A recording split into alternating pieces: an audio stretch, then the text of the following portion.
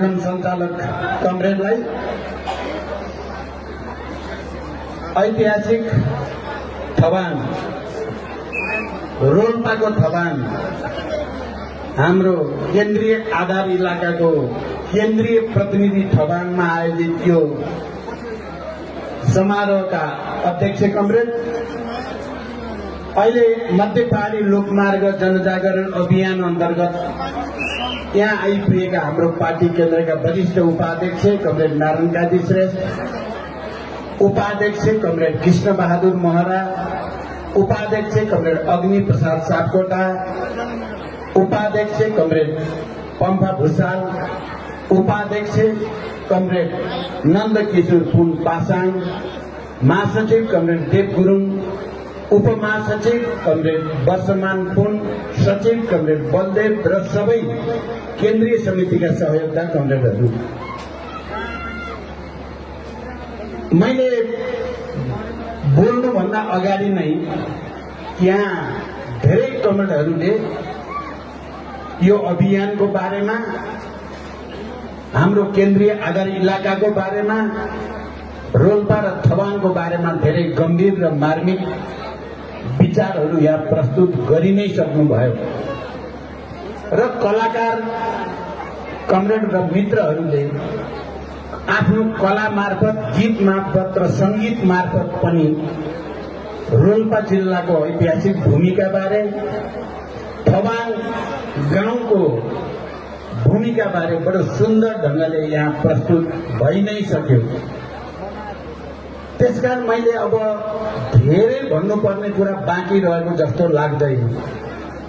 सुरुमै कमरेड वर्षमान पुन, जो हाम्रो पार्टी केन्द्रको एउटा महत्वपूर्ण युवा नेता हुनुहुन्छ, उहाँले यो अभियान बारे वैचारिक र सैद्धान्तिक रूपमा बडो गम्भीर विचार राख्नुभयो र पार्टी आन्दोलन र लिडरसिप बारे पनि उहाँले आफ्ना विचारहरू प्रस्तुत गर्नुभयो यहाँको जनप्रतिनिधिको हैसियतले पनि।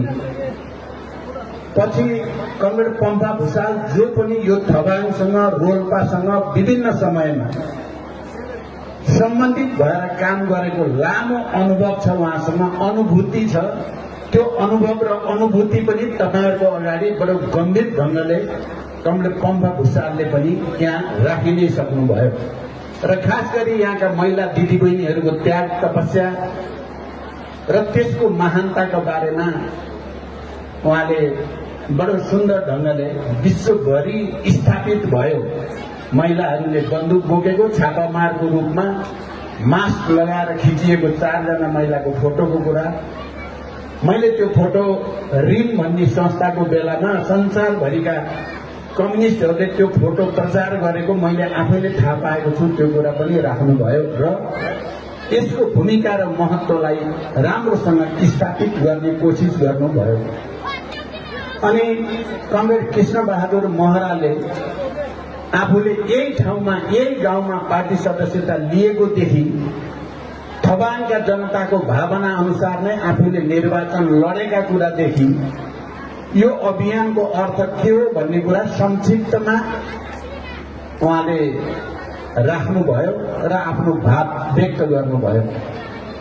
र अन्तिममा हाम्रो वरिष्ठ उपाध्यक्ष कमरेड नारायण काजी श्रेष्ठले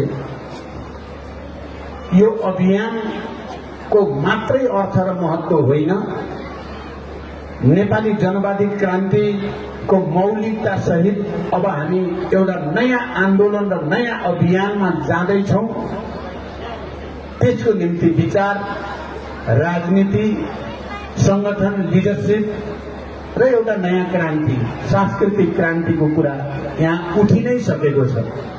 त्यसकारण यी सबै कुराहरू चाहिँ मार्मिक रूपले यो भव्य र आकर्षक सभा, यो ऐतिहासिक भूमिमा, यो ऐतिहासिक स्थलमा प्रस्तुत भइ नै सकेका छन्। मलाई अहिले तपाईहरुको अगाडि उभिएर संक्षिप्तमा केही कुरा भन्नु पर्दा म निकै गर्व महसुस भइरहेको छ र यो एउटा प्रतीकका रूपमा नेपालभरि र विश्वभरि स्थापित छ रोल्पा थबाङ। यो हामीले जनयुद्ध सुरु गरेपछि मात्रै स्थापित भएको होइन। त्योभन्दा धेरै वर्ष पहिले नै क्रान्तिकारी आन्दोलनको तयारीको रूपमा रोल्पाले र मुख्यतः थबाङले आफ्नो पहिचान देशभरि स्थापित गर्यो क्रान्तिको किल्लाको रूपमा।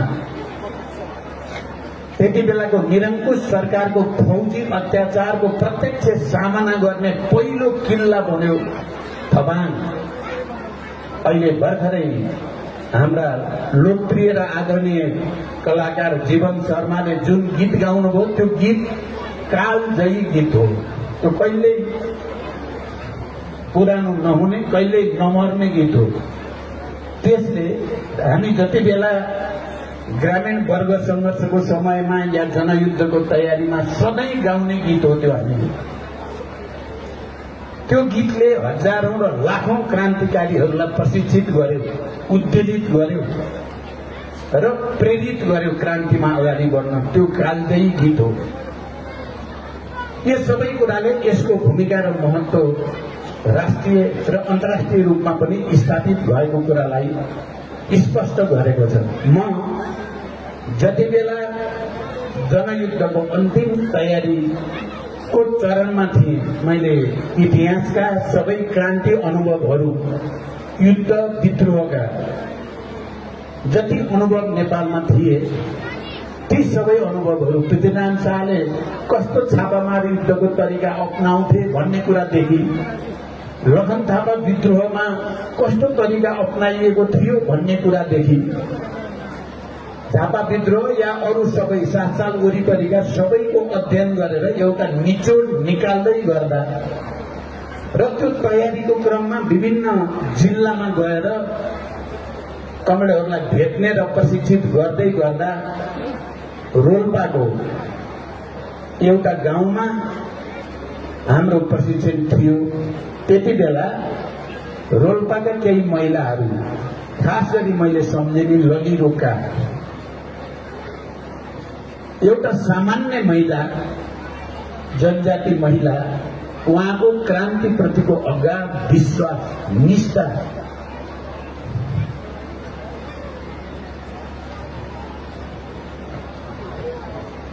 र उहाँको समर्पण भाव यति उचाइमा थियो, त्यसले मलाई धेरै दिनसम्म उत्तेजित बनाइराख्यो।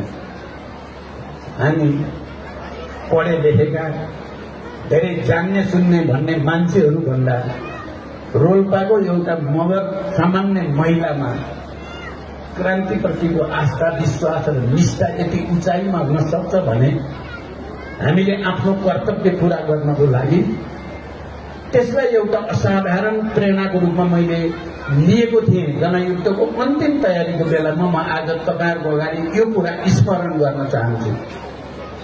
जनयुद्ध सुरु भएपछि निकै ठूलो दमनहरू सुरु भयो। यद्यपि ग्रामीण वर्ग संघर्षको बेलामा पनि थियो, तर जनयुद्ध सुरु भएपछि जे देखियो त्यसमा पनि रोल्पाका महिलाहरूको वीरता र बलिदान असाधारण र अभूतपूर्व रूपमा देखा पर्यो।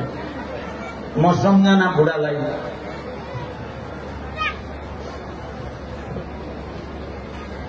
अहिले तपाईहरुको अगाडि सम्झिन चाहन्छु। जिउँदै जलाउँदा पनि आत्मसमर्पण नगर्ने त्यो वीरता र बलिदानको कीर्तिमान रोल्पाका मगर महिलाहरूले स्थापित गरे। पार्टी भित्र र बाहिर थुप्रै विवाद, बहस र संघर्षको बीचमा कहिल्यै पनि पार्टीको लाइन, पार्टीको विचार र पार्टीको लिडरशिप भन्दा दायाँ बायाँ नगर्ने कमरेड तेजमान घरती, म उहाँलाई पनि आज सम्झिन चाहन्छु। र ती झण्डै 850 शहीदहरू जो रोल्पामा रगत बगाए जनयुद्धमा, जनक्रान्तिमा, ती सबै महान शहीदहरूलाई म श्रद्धा व्यक्त गर्न चाहन्छु। सबै बेपत्ता योद्धाहरूलाई सम्मान प्रकट गर्न चाहन्छु। म त्यो सबैलाई सम्झिन चाहन्छु। आज मैले अरू धेरै कुरा भन्नु छैन।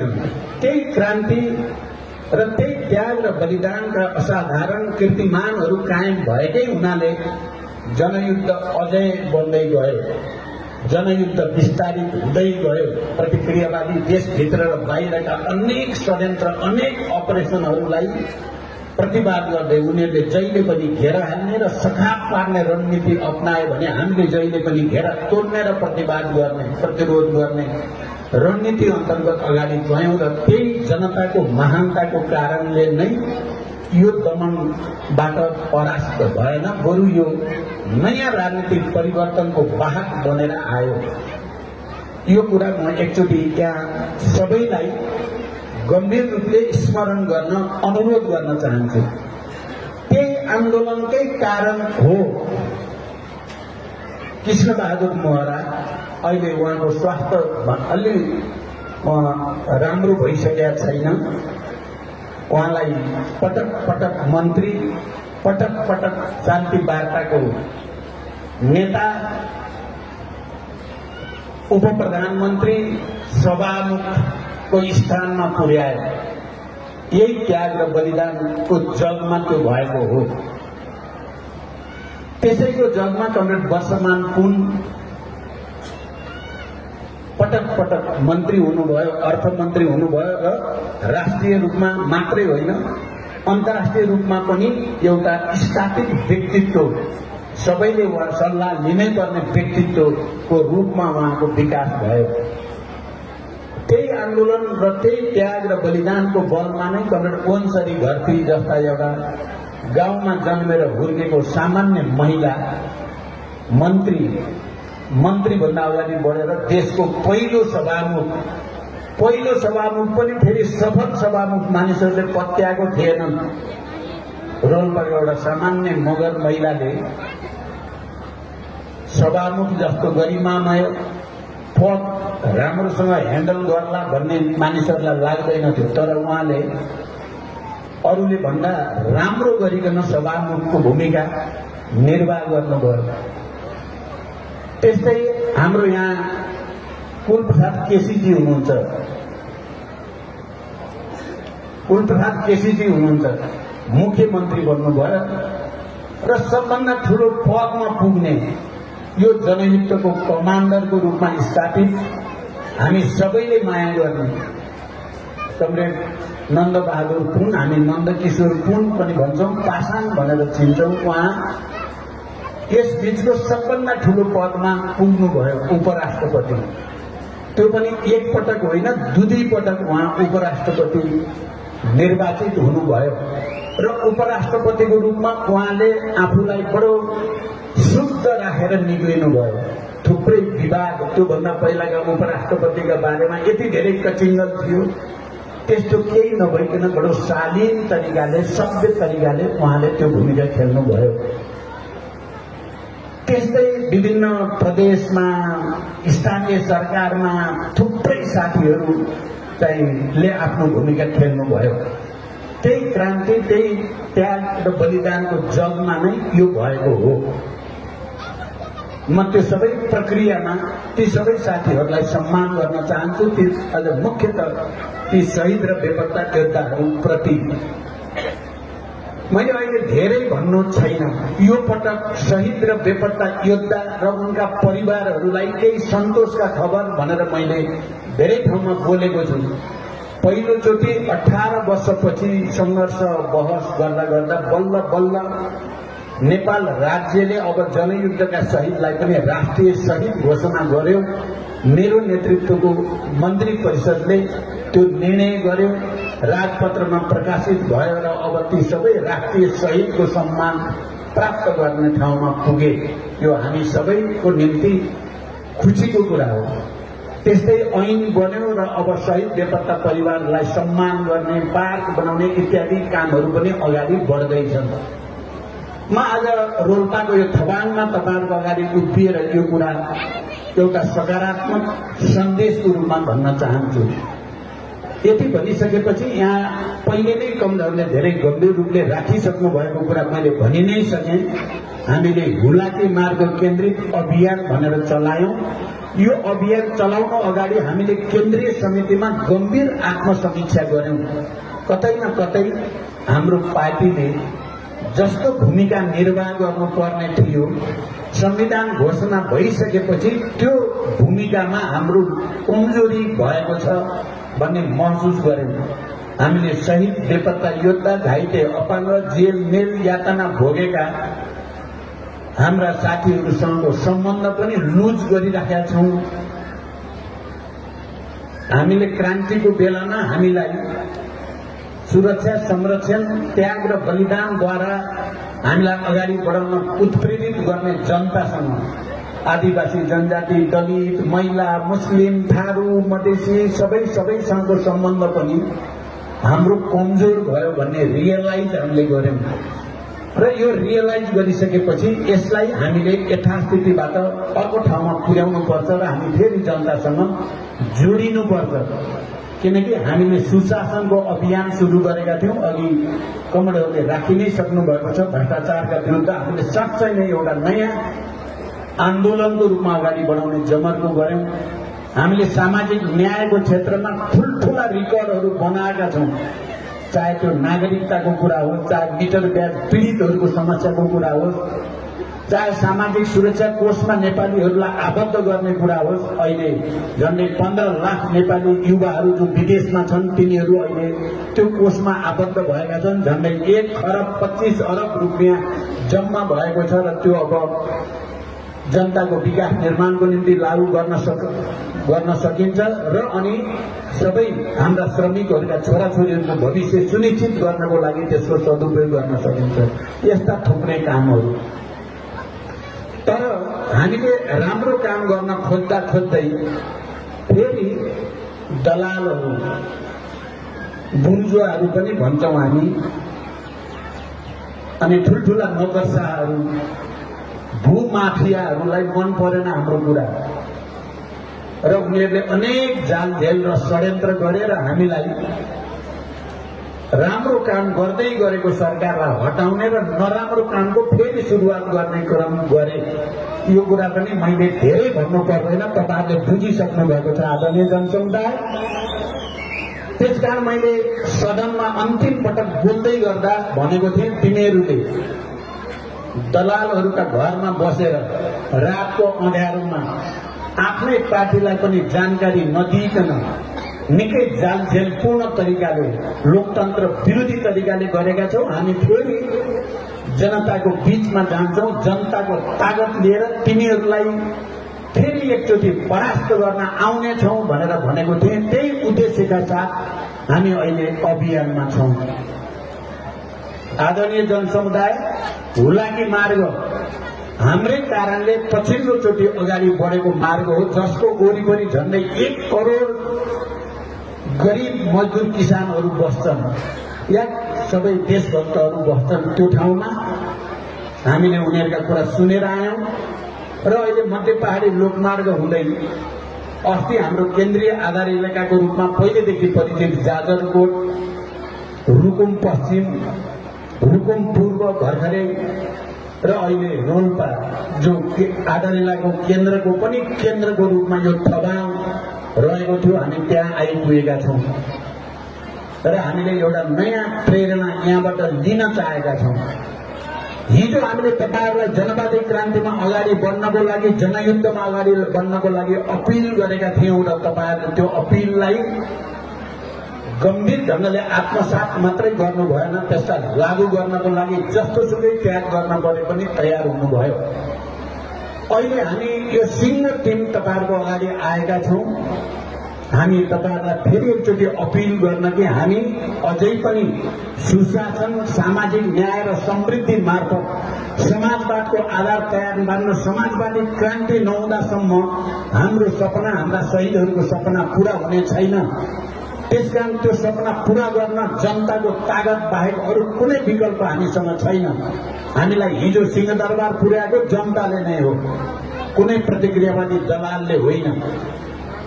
हामी अलिकति जनतासँग थोरै दूरी के बढेको थियो, हामीलाई हेप्न थालियो, हामीलाई अपमान गर्न थालियो र हामीले भन्यौं हाम्रो शक्तिको स्रोत जनता नै हो, श्रमिक जनता हो, उत्पीडित वर्ग समुदाय हो। त्यसकारण हामी तिनीहरू कहाँ गएर माफी मागेर फेरि उहाँहरूसँग एकाकार भएर त्यो नयाँ शक्तिका साथ हामी समाजवादी यात्रातिर अगाडि बढ्नेछौँ भनेको थिएँ। आज तपाईहरुको अगाडि रोल्पा जिल्लाको ठगानमा त्यही अपिल गर्न हामी उपस्थित भएका हौं। मलाई विश्वास छ तपाईहरुले इतिहासको त्यो गौरवलाई राम्रोसँग महसुस गर्नुभएको छ। तपाईहरुले भोगेका सबै यातना र पीडा र दमनहरूलाई तपाईहरुले बिर्सिनु भएको छैन, हामीले बिर्सेका छैनौं।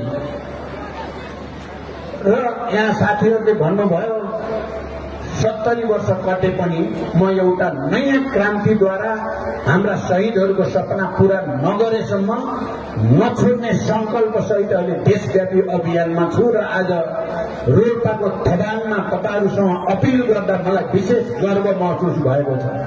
मलाई विश्वास छ तपाईहरुले सकारात्मक ढंगले यसलाई लिनुहुनेछ र नेपालमा एउटा नयाँ खालको क्रान्ति, नयाँ आर्थिक क्रान्ति भनेको छु मैले, यहाँको विकास निर्माण र समृद्धिको क्रान्ति, नयाँ सांस्कृतिक क्रान्ति, नयाँ विकास निर्माणसँग सम्बन्धित क्रान्ति हामीले गर्नु नै छ र त्यसबाट दलाल नोकसा र भ्रष्टहरूलाई कारबाही गरेर नेपाली जनताको भविष्य सुनिश्चित गर्नु छ। आदरणीय जनसमुदाय, यही अपिल तपाईहरुसँग गर्न हामी तपाईहरुको अगाडि छौं। हामीलाई हेपियो, तर सरकारबाट हटेपछि हामीले भन्यौं हामीले सायद केही त्रुटि गर्यौं, कहिले कांग्रेससँग कहिले एमालेसँग समीकरण बनाउँछौं भन्दा फाइदा जति कांग्रेसलाई हुने, एमालेलाई हुने, घाटा जति माओवादीलाई हुने।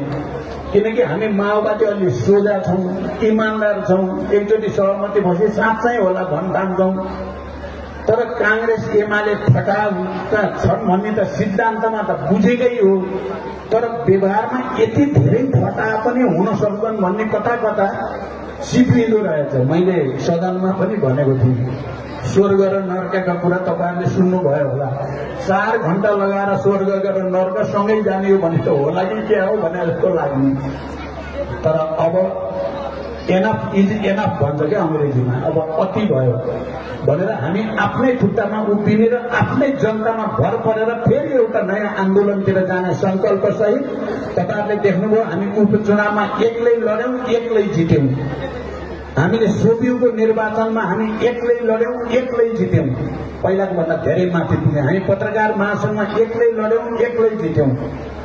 अहिले देशव्यापी जुन लहर देखा परेको छ माओवादीको पक्षमा, म जनयुद्धलाई शान्ति सम्झौतामा ल्याउँदा नेतृत्वप्रति, पार्टीप्रति जनतामा जो उभार थियो बीचमा पक्कै पनि त्यो अलिकति सेलाएकै हो। र म अहिले यो अभियानमा हिँड्दै गर्दा तराईका लाखौं जनताहरूसँग सँगै बस्ने, सँगै खाने, सँगै कुरा सुन्दै गर्दा चाहिँ मैले के महसुस गरेको छु भने 64 जस्तै फेरि एकचोटि हाम्रो पार्टीलाई, हाम्रो नेतृत्वलाई जनताले साथ दिने मुलुक बनाइसकेको देखेँ। मैले यहाँ चाहिँ लुम्बिनीकै कपिल वस्तुमा आएपछि मैले कमेन्ट बल्दै देश प्रदेशका इन्चार्जलाई भनेको थिएँ, देश त फेरि माओवादीमय हुन लाग्यो, देश त फेरि प्रचण्डमय हुन लाग्यो। मैले यो उमेरमा जनताको यो भरोसा र विश्वासलाई थेग्न सकौँला कि नसकौँला भनेको थिएँ मैले।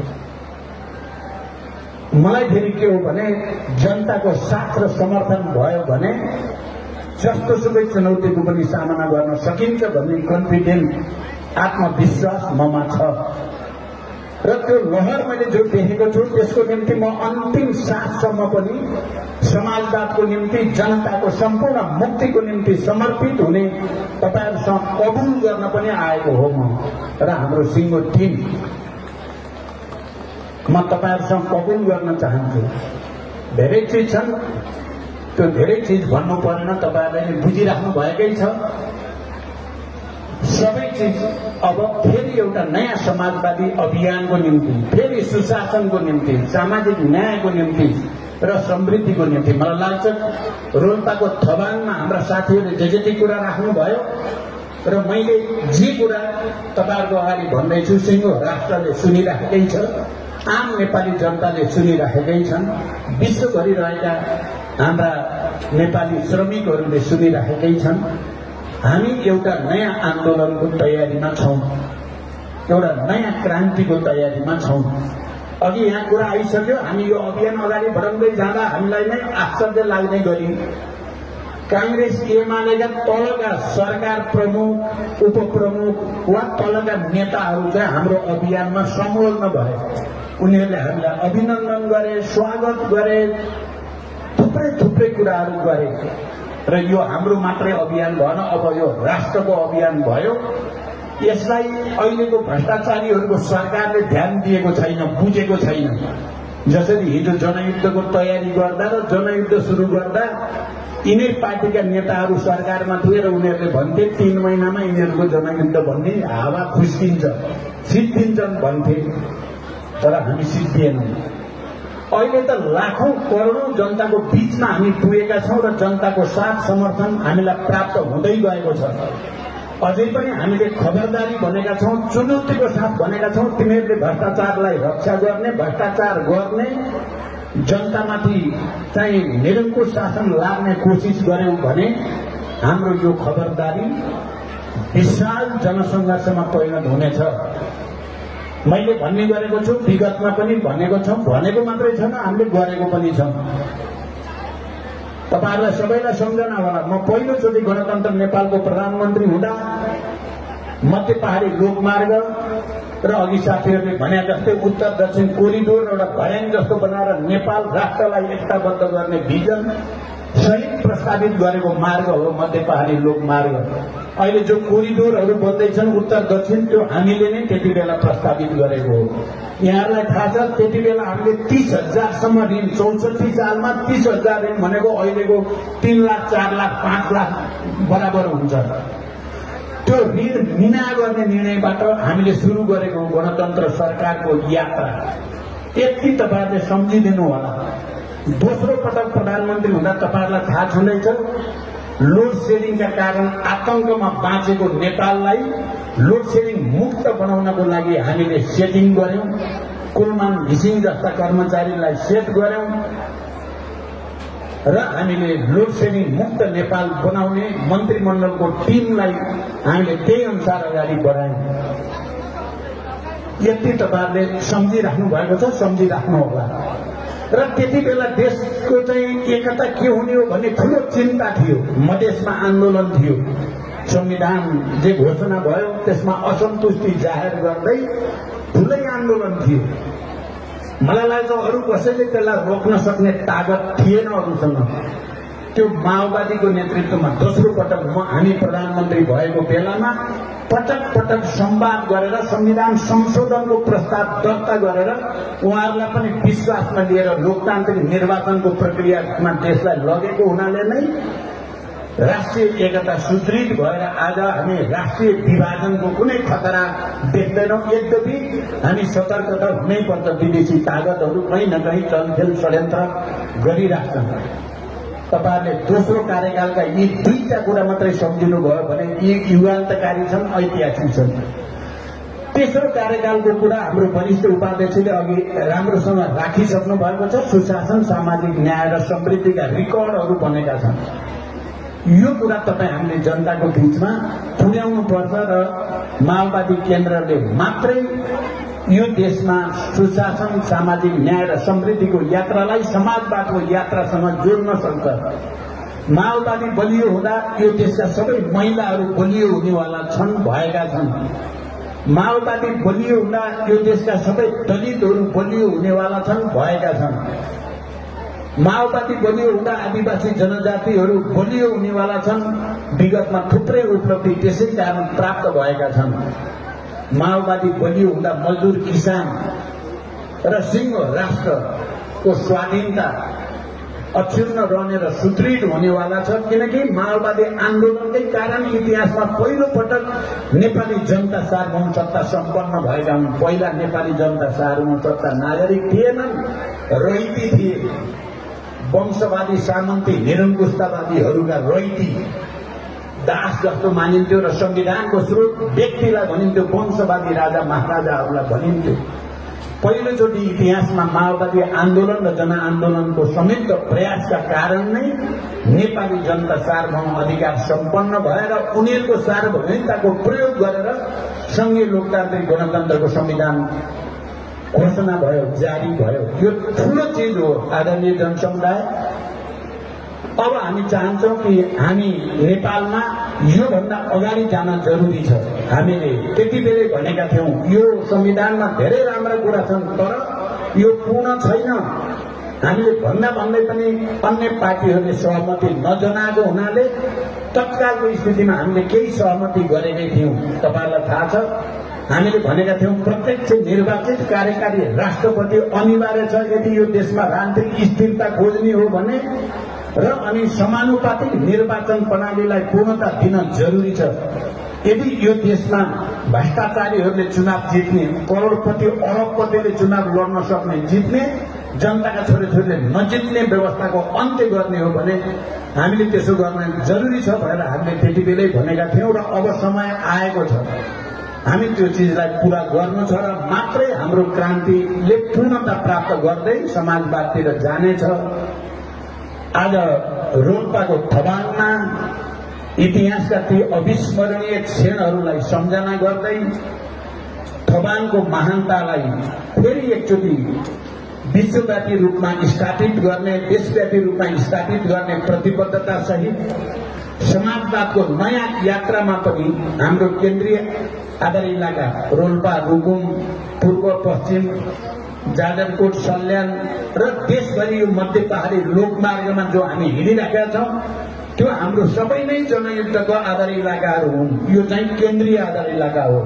हामी त्यो आधार इलाकामा भ्रमण गर्दैछौं। यसको विशेष अर्थ छ, विशेष महत्व छ। हामीले सबभन्दा मानव विकासको सूचकाङ्कमा पछि परेका मधेसी जनताको बीचमा गएर त्यहाँ हामीले एउटा जागरण ल्याउने कोसिस गर्यौं भने हिजो जनक्रान्तिमा अग्रणी भूमिका खेलेको मध्य पहाडी लोकमार्ग जो हामीले नै निर्माणको प्रस्ताव गर्यौं र यो अगाडि आयो, त्यो ठाउँमा तपाईहरुसँग आउनुको हाम्रो तात्पर्य एउटा नयाँ अभियान। यो देशलाई जरुरी छ राजनीतिक स्थायित्वको निम्ति, विकास र समृद्धिको निम्ति, सुशासन र सामाजिक न्यायको निम्ति।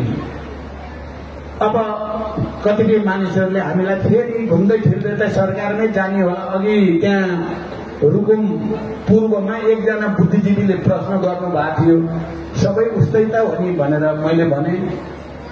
अनि लोड सेडिङ अन्त्य गर्ने पनि उस्तै, लोड सेडिङ कायम गरेर करोडौं भ्रष्टाचार गर्ने उस्तै हुन्, भ्रष्टाचारका माथि कारबाही गर्ने पनि उस्तै, भ्रष्टाचारी पनि उस्तै हुन् भनेर फेरि मैले हामी जनताका मान्छे हौ, तपाईहरुका छोराछोरी हो, तपाईहरुकै माया र भरोसाबाट एउटा ठूलो युगान्तकारी क्रान्ति त हामीले सम्पन्न गर्यौं। अर्को एउटा नयाँ क्रान्ति नयाँ तरिकाले हामी अगाडि बढाउँदैछौं।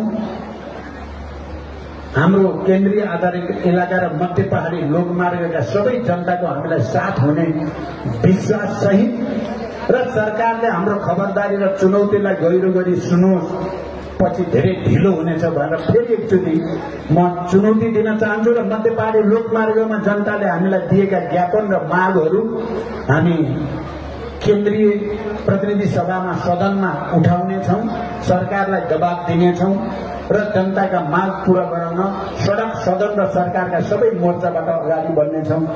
यही विश्वास तपाईहरुलाई दिलाउँदै र एउटा नयाँ युगको निम्ति फेरि तपाईहरुसँग अपिल गर्दै बिदा हुन्छु। धन्यवाद, अभिवादन, लाल सलाम।